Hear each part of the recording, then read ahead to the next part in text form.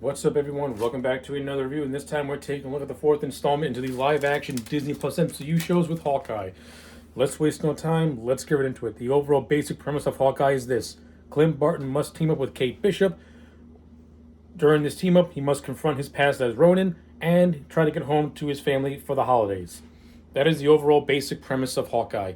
If this was presented as a Disney Plus exclusive movie that went maybe 2 hours evenly, I think this could have been pretty good, but because it was a 6 episode miniseries, it clearly struggles to maintain your interest, and it is loaded with way too much filler and way too much of nothing really all that good happening. But with all that being said, I think Hawkeye is much better than WandaVision, Falcon and Winter Soldier, and Loki in terms of not having things that overly aggravated me. But when you get to episode 6, it does things with certain characters and it has certain revelations where you're left wondering what was even the point of even having this character in said show if you're just going to do this with him and make him look like that. But as we go along in this review, I'll express those negatives. So without further ado, let's go over this show beat for beat and try and speed along. So Episode 1 of the show starts off with a flashback to the Battle of New York in 2012. We see a young Kate Bishop is saved from a Chitauri warrior by Clint Barton. However, during this conflict, her father Derek is killed in the chaos. Kate vows to be a hero and to keep her and her mom safe, to keep her and her mom Eleanor safe. We then see the opening credits, which is a montage of Kate training to become experienced in both archery, martial arts, and fencing. We cut to the present day where she randomly destroys a bell tower. Why we needed this scene of her destroying a bell tower, I don't know. Is it to say that she's reckless?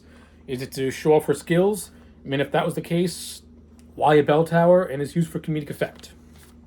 I'll just say this. The first 10 minutes of the show, it's pretty self-evident that Hawkeye, Clint Barton's taking a back seat in his own show, and that Kate Bishop's going to be the focal point. The show starts off with Kate Bishop, and Kate Bishop is the one who fights the end boss when it. So this is the Kate Bishop show with Clint Barton as a background player.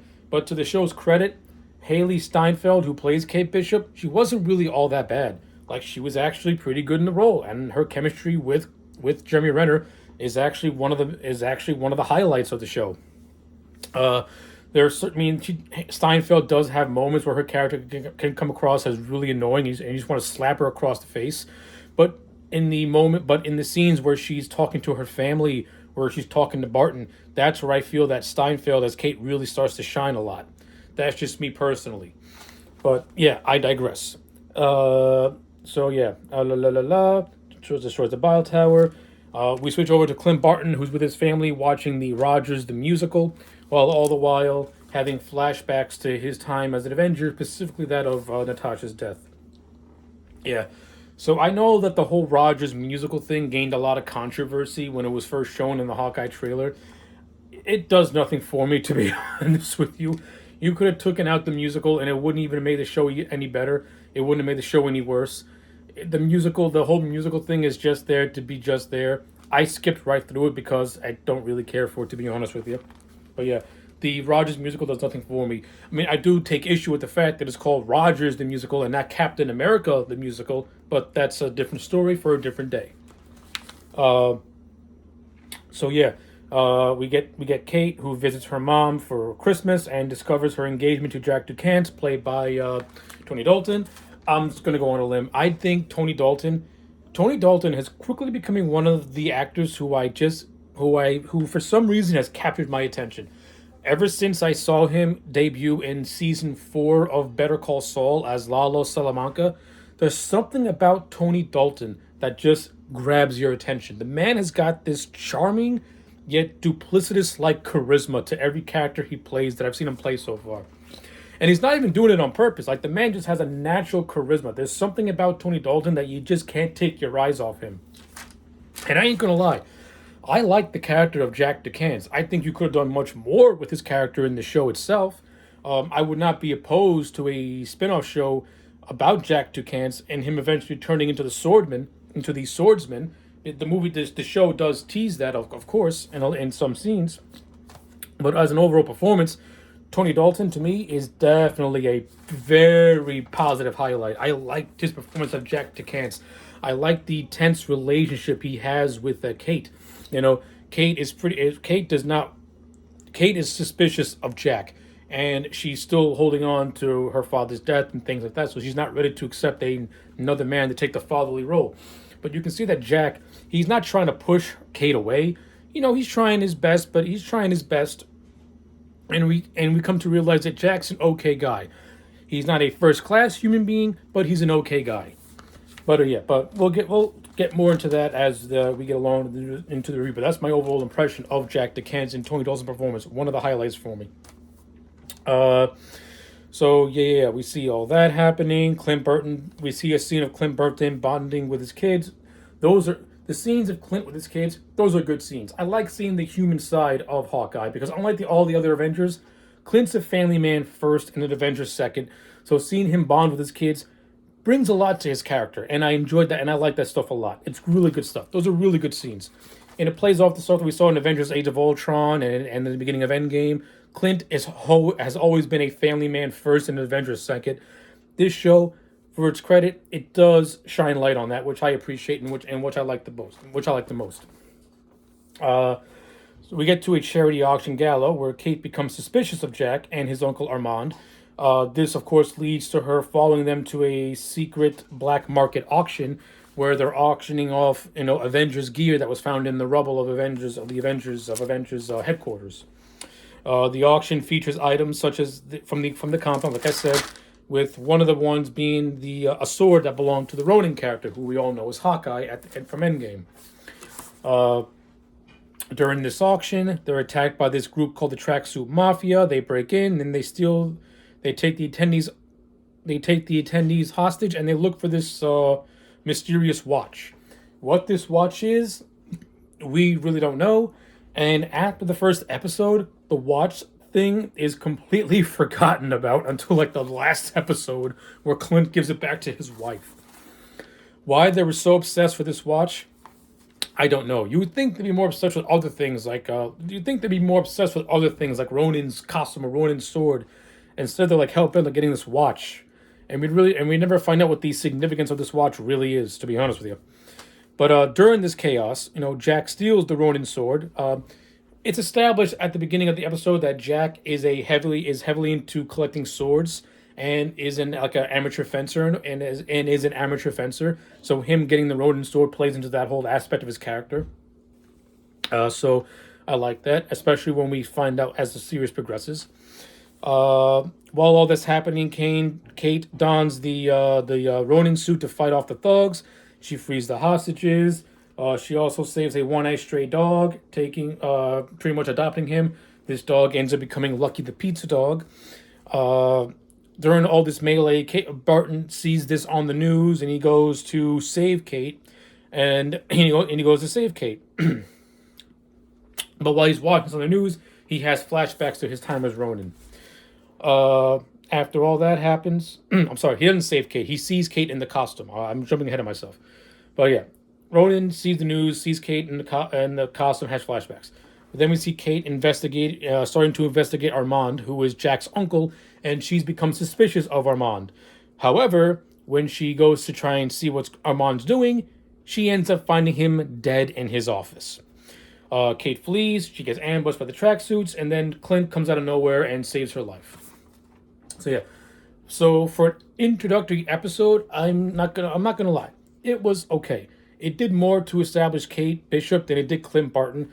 Clint in this first episode has scenes that are sprinkled all throughout, but Kate Bishop is getting more of the juicier stuff, which is a shame because the first episode, yes, established Kate Bishop, but also established more of Hawkeye suffering from his PTSD, more of being wrecked with guilt about Natasha's death. Like we get those, but we don't get enough of that, which is what this show really should be the main focus of, is Clint, forgiving himself for Nat, and then moving on from it and becoming a better person and a better just hero in general. This show should have focused real. The first episode should have started planting those seeds. It did in a very lazy way for me. All right, so we'll get to episode 2. So episode 2 starts off. Kate takes Clint back to her apartment, where they're once again attacked by the tracksuit mafia. Yeah.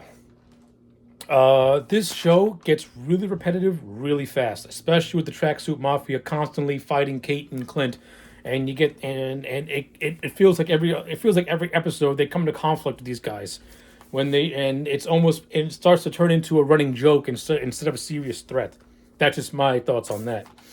They evac the apartment, leaving the Ronin suit behind.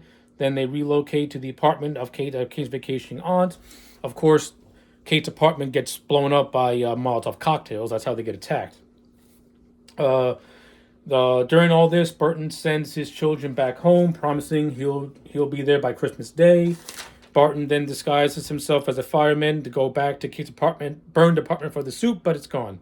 Barton then finds out that a fireman who's also a LARPer has said suit, so he goes to the park to pretty much join a LARPing community. Yeah, the whole LARPing thing throughout the show is really nonsensical, really cheesy, really dumb. If you'd have took it out, the show would have been all the better for it. The LARPing stuff is just filler. And what's even worse is that a good chunk of the episode takes place during the LARPing, and it's pretty much played for a comedic effect. But this is where he meets this guy named Grills, who becomes important to the show later on as the season progresses. We get back to Kate's stuff, where she fails to convince Eleanor of Jack's possible involvement in his uncle's death. Of course, it's been established that Jack and his uncle have a very tense relationship with one another. They don't quite get along. So since Armand has money and to Kate, Jack's probably the next in line to get said money. This is where Kate starts to grow suspicious, thinking that maybe Jack has something to do with that death to get the money, or something similar, or something along that line. Anyway, Kate challenges Jack to a fencing duel, and this scene is actually pretty cool. I like this scene because this entire scene is just Jack letting Kate get the best of him, but he's doing it on purpose, and you can see that Kate has growing frustration because Jack is purposely not putting up a fight. It's almost as if he's just doing this just to please Kate. But when Kate tries to go for a lunge shot, Jack, without even breaking a sweat or flinching, just parries her right away. Hinting that Jack is really letting on less than he really should, and that his skills as a swordsman, he downplayed them a lot, because to Kate, the way he blocked her shot, that's something that a professional would do, not somebody who's an amateur swordsman. So again, I like the stuff with Jack and how the show is slowly starting to unravel more about his character as it progresses. That's why, to me, Jack was one of the best highlights of the show, given Tony Dalton's performance. Come on. But yeah, we get that stuff going on. Kate tries to contact Clint, but she does not know that Clint has been held hostage by the tracksuit mafia. Kate eventually tracks him down to an abandoned warehouse of KB Toys, where she gets captured herself. And then the gang informs their boss, Maya Lopez, who is best known as Echo, who is a supporting Daredevil character who has ties to not only Daredevil, but to the Kingpin himself. So yeah, if I were to take away anything from episode 2, it's skippable, with the only highlight scene being the fencing between Jack and Kate. Other than that, episode 2 doesn't really do anything to progress the story in any interesting way. The fencing scene is cool, and the introduction of Maya Lopez is really all you gotta take away from episode 2. Other than that, it's a largely skippable episode that you could have easily condensed into 15 minutes, and you would have lost absolutely nothing. And this is the major complaint of this show, stretching out episodes that could have been condensed, and why this would have worked better as a 2-hour movie as opposed to a 6-hour miniseries. So now we get to episode 3, which is largely an origin story for the Maya Lopez character. So we flash back to her childhood in 2007. We see that she has a very loving relationship with her father, William Lopez, played by played by Zane McClure. He's if you don't know who Zane McClure is, he played Crow Daddy in the Doctor Sleep movie. In this, he plays Maya Lopez's father, and I like the scenes with Maya and her father. You can clearly tell that there's a loving relationship there, even though her father is doing some shady business. You can tell that he deeply cares about his daughter. So I like those scenes, and when we see when we see Maya in anguish when seeing her father be killed, you can tell that they meant something to one another. Since Maya is deaf, and her father was the one who pretty much who played a hand in training her to hone her skills, you can tell that they had a close bond. But we get all that, and we also find out that Kate has a mysterious uncle. Who's the uncle character? We all know who it is. One of the things about Hawkeye that was annoying is that it had the worst kept secret and probably of all the MCU Disney shows, and it kind of makes you wonder, why just keep it a secret? From episode 1, we should have known who the villain was, and Hawkeye should have just been, and the entire show should have been Hawkeye and Kate proving that this specific person is the mastermind behind it all, instead of this lockbox mystery thing that got boring after a while, because we all know who it is. At this point, the show is insulting the intelligence of the audience. So yeah, we get all that. We get a scene of Maya interrogating Clint and Kate about Ronan, who killed her father a few years prior. We get all that stuff. We get a really cheesy scene of Kate bonding with a gang member, talking about an Imagine Dragons concert. It's 20 seconds that could have easily been cut out of the show. It does absolutely nothing for me. Barton manages to free himself and fend off the tracksuit mafia, but Maya breaks his hearing aid. The majority of the episode is Clint not being able to hear anything because he has a hearing aid, so now he's deaf just like Maya. This leads to Kate also freeing herself and the pair escape using Clint's trick arrows, and this leads to a very entertaining car chase scene, which is pretty much the highlight of the entire episode and pretty much the highlight of the entire show. Like, the car chase scene is cool for what it was. It was a nice little action sequence, and the payoff of Kate and Clint firing dual arrows that form together into like a bomb is actually a pretty decent spectacle, I have to say. A little over the top for a show that's supposed to be focusing more on street level things, but whatever. It's that typical Marvel, just over the top goofiness that you get charmed by it. And that's more from the comic books than it's from the actual movies. That's just my opinion on that. So yeah, after the chase, Barton and Kate go into a hiding where Clint gets his hearing aid fix. Maya's in the middle of relocating. Maya and her lieutenant Kazi have a conversation about Maya not getting into the crosshairs of her uncle, since this episode 3 really implies that the uncle is the mastermind behind everything. He's the mysterious benefactor. Next, intending to learn more about the tracksuits as well as Jack, Kate convinces Clint to access the Bishop Security criminal database. Kate's mom, Eleanor, since her husband passed, has been like the CEO of Bishop Securities, in which they monitor security things. So yeah, we get all that stuff. Kate ends up getting locked out of the system while attempting to bypass the security. And while this happens, Clint encounters Jack, who threatens him with the Ronin sword. So the end of episode 3 pretty much teases us of Clint and Jack possibly having a little bit of a duel at the opening of episode 4, which could have been pretty cool. But when we get to episode 4, nothing cool happens. It starts off with a conversation. Episode 4 starts off with like a 10-minute conversation where pretty much Eleanor scolds Clint, as pretty much saying, don't have my daughter be involved in your investigation and blah blah blah blah blah. So yeah, episode 4 starts off with just filler. But after all that happens, Clint, along with his wife Laura, recover the sword. So Clint recovers the sword.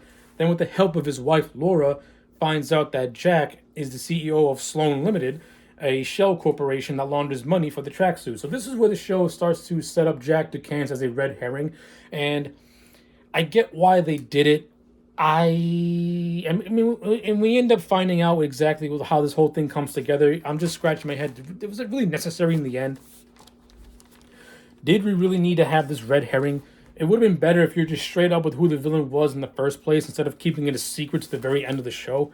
That's just me personally. But yeah, pretty much Jack DeCance is set up as a red herring and possible benefactor of the tracksuits. While all that happens, Kate deduces that Clint and Ronan are one and the same. Not really hard to figure out. Didn't know you need to be a rocket science for that. Clint and Kane have a father and daughter bonding scene.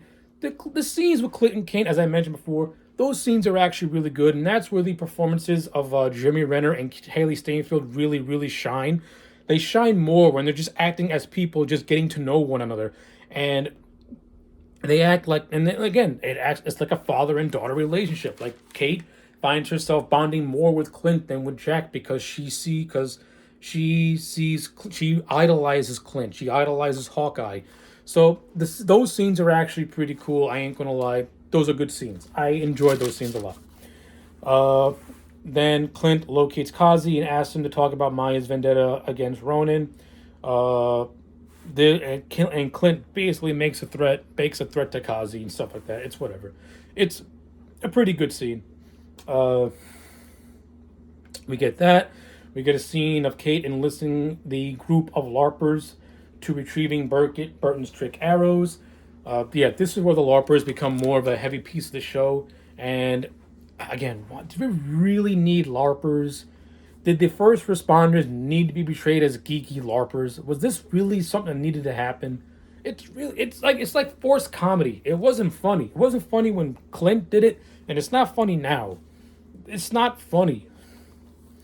But yeah, that happens. Then Laura, Clint's wife, informs him that the watch the tracksuit stole is sending out tracking signals from an apartment building.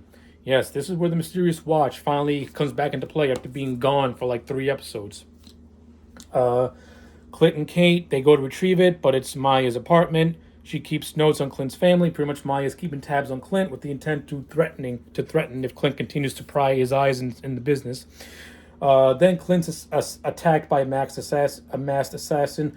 We all know that it's Yelena Belova, the sister of Black Widow. Because if you've seen the Black Widow post-credits, Val, played by Julia Louis-Dreyfus, pretty much says, "Here's your next mission." And when we get to the revelation as to who hired Yelena to take down Clint, it's kind of confounding and confusing. And really makes you wonder, what was the purpose of this? But yeah. We all know it's Below. We all know it's Yelena. But there's a 4-way fight that includes Yelena, Maya, Clint, and Kate, which ultimately ends in Clint cutting off ties with Kate because now Black Widow assassins are after him. And since, Barton has experience with Black Widows, he's like, okay, fun and games are over. Kid, get out of here because now this shit got real. That's pretty much how episode 4 ends. So yeah. Episode 4 to me is alright. It ain't fantastic, it ain't perfect, but it sets up Yelena Belova and starts to act more like a Black Widow epilogue and not much of a Hawkeye show. So episode 5 opens up with a 2018 flashback. We see Yelena and a fellow Black Widow named Sonya. They've been working together to deprogram Black Widows. They reunite with another one named Anna. And then as this reunion happens, the snap happens and Belova becomes a victim. She gets dusted. And it's not until she comes back from being dusted that she finds out that Natasha died and blah, blah, blah, blah, blah. So, So now we get back to the current storyline. Kate returns to Eleanor's house and tells her about Jack's shell company. This leads to Eleanor calling the cops and having him arrested. Okay, this pays off later. Kate returns to her apartment where she finds Yelena waiting for her. Oh, yeah. So this whole scene between Kate and Yelena, it's not taken seriously. You would think that Yelena would be like really aggressive with Kate. Instead, this scene acts as if these two people are having a cup of coffee. Instead, they're having a casual chit chat about killing people and getting to know each other over mac and cheese. Like this scene, if this scene was trying to be funny, it failed absolutely miserably. And Florence Poe, I didn't mind her in Black Widow, but in this show, there is something about her performance that I just didn't care for. Instead of portraying Yelena as a legitimate threat, she plays her like a comedian. And then when we get to episode 6, I'm supposed to feel sorry. I'm supposed to be fearful of her again. It's dumb. It's really dumb. Like this show, this is where the show starts to go into dumb land. But yeah, they have a conversation that's meant to be played for laughs and be made jokey and not serious. And I was just taken out of it. Clint goes to Grill's apartment to recover after the big fight that he had with Yelena in the previous episode. Clint then dons the Ronin suit, confronts Maya. They have a little tussle in an auto shop, where Maya's father was killed. During the fight, he unmasks and attempts to convince her to let go of the vendetta and to leave his family alone. Basically, Clint's like, leave me alone, get over it, type of thing. Whatever. He then reveals that an informant working for Maya's boss wanted her father dead. Maya initially disbelieves him. This plants the seeds of a rat in Maya's outfit, as you know, somebody wanted him dead. And we over get the revelation of who that was. Kate arrives to help Clint escape while Maya becomes suspicious of Kazi, who was absent the night her father died.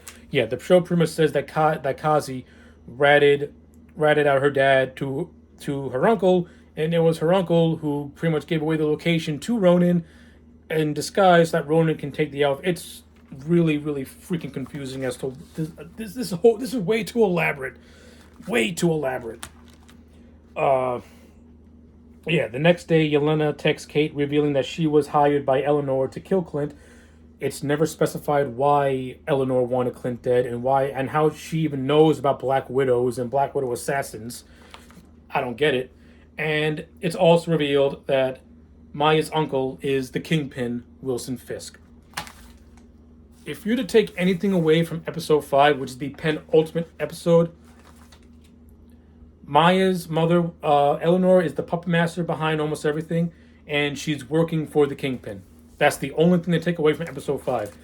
Everything else leading to it, kind of a waste. But now we get to episode 6 and the finale. So Eleanor meets Kingpin to break her partnership due to Kate's life being in danger. I'll say this. It's fun seeing Vincent D'Onofrio reprise his role as the Kingpin. You can clearly tell the man is just reveling that he gets to play this character once again. D'Onofrio's performance as the character is fine. He is born to play the role. How they wrote the character is baffling, especially when you watch the first 3 seasons of Daredevil and his little guest spot in The Punisher. It's almost as if D'Onofrio is playing a different character who is Kingpin in name only. This ain't the calculating character that we've come to know. This character makes really, really bad decisions. He's not calculating enough, and he's made to look like a chump, like a really bad chump. But yeah, we get the scene, and we get that scene. Then we get a scene of Clint and Kate watching a recording of Eleanor talking to Kingpin, where it's revealed that she killed Armand and then framed Jack for the crime. Okay. On Christmas Eve, Clint and Kate then attend Eleanor. Oh, wait, I'm sorry. We also get a scene of Kingpin and Maya have a scene together, where Kingpin flat out says that his own niece has turned against him. So now he's become suspicious of his own family, which is very Kingpin-y. Like Kingpin's somebody who would be suspicious of his own family, eventually turning against him, even if he does have a genuine love for him. But yeah, we get back to the Christmas Eve party, where they attend Eleanor's holiday party. Kate confronts her mom and learns her dad owed Kingpin money, which is what led to Eleanor working for him. During all that, Kazi attempts to assassinate Eleanor on Kingpin's orders, but he targets Barton instead. Clint enlists the help from Grills and the LARPers and Jack to evacuate the party. He then rejoins Kate to defeat the Tracksuit Mafia. Now, this is where Jack has his redemption, because he gets his sword out and he's holding his own against the Tracksuit Mafia.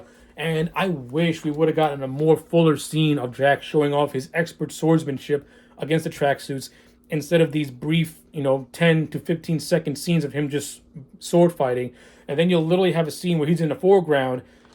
Would it have killed this show to give Jack a proper fight scene and show off his skills? I mean, really, would it have killed the show to do something like that? Apparently it would.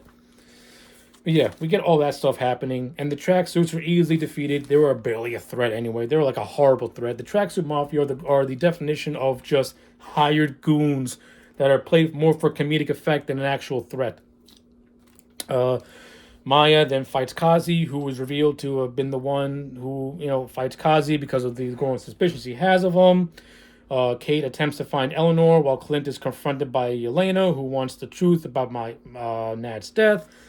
Clint tells Elena, Nat sacrificed herself to save the universe. I had nothing to do with it. I tried to stop her because I wanted to be the one who did it. That's basically what that entire scene comes out to. The fight scene at Rockefeller Center between Clint and Elena is really nothing all that memorable. It's kind of generic and boring. The only thing that makes it stand out is the location. Other than that, nothing really interesting happens in that fight. Very bland, very generic. For a Hawkeye show, a lot of the fight scenes are very generic. Maya kills Kazi. They have an emotional moment where Kazi just tells Maya, listen, break away from your uncle, disappear. So yeah, that happens. Clint. Then we get the scene of Clint and Yelena pretty much burying their hatchet, or when Yelena spares them. Then we get to Kingpin, who tries to stop Eleanor from escaping, and this is where we get to see these snippets of Daredevil Kingpin. He kills a guy. He rips a door off the hinges, and then this is where the Kingpin starts to become his threatening nature himself. And then this is what happens. And this is what happens. Kate shoots bow and arrows at Kingpin. They barely phase him. The man brushes it off. He goes in for the attack. All of a sudden, Eleanor just runs him over through a building. And then he's stopped by toy arrows. The Kingpin. The man who took off the guy who took off somebody's head with a car door viciously. The man who killed his father. The man who turned the entire city of New York against Daredevil, the man who orchestrated prison riots to become the kingpin of where he was, is taken out by a car and toy arrows. The Kingpin's defeat in this show is stupid.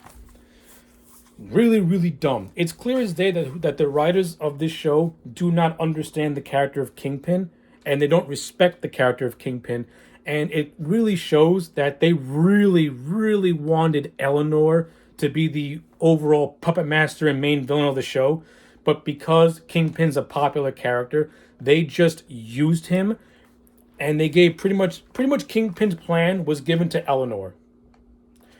Eleanor is the real Kingpin of the show. The Kingpin we have is just Kingpin in name only. That is a fucking shame.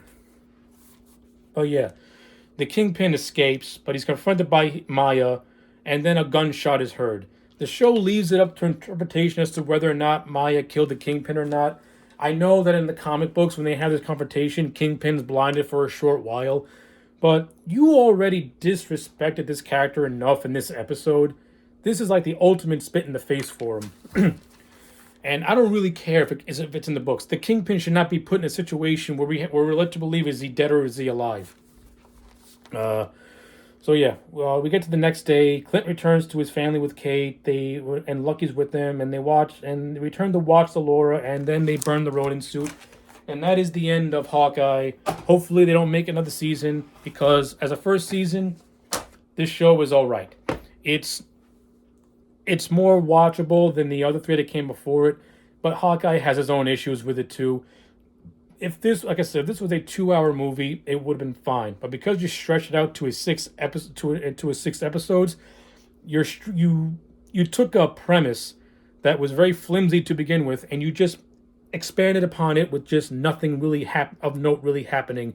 The show doesn't really start to pick up till you get to the middle, and then you have another lull where nothing happens, and you get to a season finale that ends up being very lackluster and just irritating fans. That's what the season finale of this show does. Irritates fans. And what's even worse is that it acts more as a Kate Bishop show and a Black Widow epilogue than it does a Clint Barton show, which is also a shame. So with all that being said, Hawkeye for me gets a solid 5 out of 5. Sorry, 5 out of 10. No different than the other shows that came before, though it's a little bit more enjoyable and does have more fun. But yeah, those are my thoughts. Let me know yours in the comment sections down below. Like the video and subscribe, and I'll check you back next time for more.